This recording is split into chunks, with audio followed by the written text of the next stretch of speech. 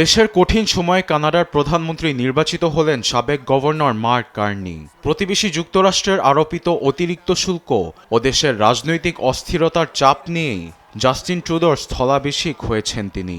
রবিবার তার নাম ঘোষণা করেন লিবারেল পার্টির প্রেসিডেন্ট সচিত মোহরা।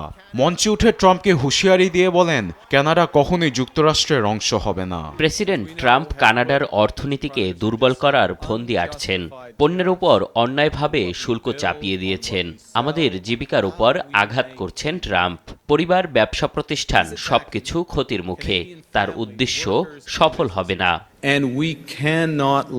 লিবারেল পার্টির দলীয় প্রধান হতে মোট 4 জন প্রার্থীর মধ্যে মার্ক 85.9% ভোট পেয়ে নির্বাচিত হন।